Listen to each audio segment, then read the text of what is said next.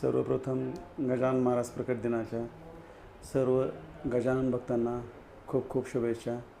आज सालाबादाप्रमाणे गजानन महाराज प्रकट दिन व पालखी सोहळा कर्जत शहरात साजरा करण्यात आला। सद्गुरू उद्योग समूहाच्या वतीनं हा 24वा प्रकट दिन साजरा होत आहे। सर्व पंचक्रोशीतील लोकांना महाप्रसादाचा आपण या पालखी सोहळ्याद्वारे लाभ देतो आणि सामाजिक संघटनेतून व सर्व देवादिकांच्या आणि समर्थांच्या मार्गदर्शनातून मनुष्यपण माणसाचं कसं चांगल्या पद्धतीने जगता येईल अशा पद्धतीचा संदेश आपण या गजानन महाराज प्रकट दिनानिमित्त देतो। सर्व आपले मित्रपरिवार, सर्व भाविक, सगळे भक्त आज महाप्रसादाचा इथं कर्जतला सद्गुरू मिल्क अँड मिल्क प्रॉडक्ट येऊन लाभ घेतात। यासाठी जे काही नियोजन सकाळी 8 वाजल्यापासून संध्याकाळी 10 वाजेपर्यंत चालतं। साधारणतः 10,000 भाविक या ठिकाणी महाप्रसाद घेऊन जातात।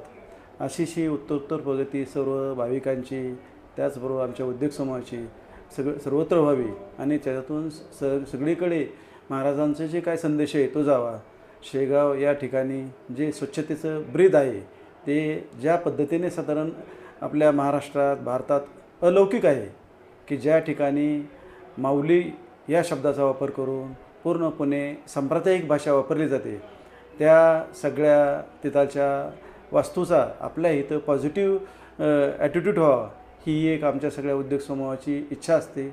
सर्व उद्योग समूहाचे कर्मचारी, ऑफिसर्स, सर्व नातेवाईक यासाठी स्वतःला झोकून देऊन चांगल्या पद्धतीचं काम करतात। मी पुनश्च या प्रकट दिनानिमित्त सर्व भावी भक्तांना खूप खूप शुभेच्छा देतो आणि अशीच उत्तरोत्तर प्रगती सर्व लोकांची व्हावी अशी गजानन चरणी प्रार्थना करतो। साहेब, आताच आपण सांगितलं गेल्या 24 वर्षापासून हा आपण कार्यक्रम घेतोय। ही संकल्पना कशी वाटली? मी आमच्या इथं ग्रामदैवत सद्गुरू गोदल महाराज त्या ठिकाणी ज्यावेळेस लहानपणी दर्शनाला जायचो त्यावेळेस एक फोटो मोठा लावलेला होता महाराजांच्या मंदिरात। त्या मंदिरातला फोटो पाहिल्यानंतर वयाच्या मी 16व्या वर्षी शेगाव या ठिकाणी एसटीचा प्रवास करत गेलो आणि दरवर्षी मला साधारण तिथून जो काय संदेश मिळाला आणि माझ्या व्यावसायिक क्षेत्रात जी भरारीची प्रगती झाली त्यात फार मोठं गजानन महाराजचं योगदान आहे अशी माझी भावना आहे। त्यानिमित्त संत गजानन महाराज बिगर शेती पतसंस्था 2000 साली स्थापन होऊन त्याच नावाने झाली। आज माझं चॅरिटेबल ट्रस्ट पण याच नावाने आहे, संत गजानन महाराज ग्रामीण विकास प्रतिष्ठान। त्याच्या अंडर जे काही एज्युकेशन ट्रस्टच्या अंडर चालतं ते BSc agri college, BTech agri college, agri diploma, dairy diploma या साधारण 1500 विद्यार्थी त्या ठिकाणी शिकतात। त्यांना हा संदेश जावा आणि चांगल्या पद्धतीने त्यांचं शिक्षण घडावं हा त्याच्या मार्गदर्शना पाठीमागचा उद्देश आहे। धन्यवाद।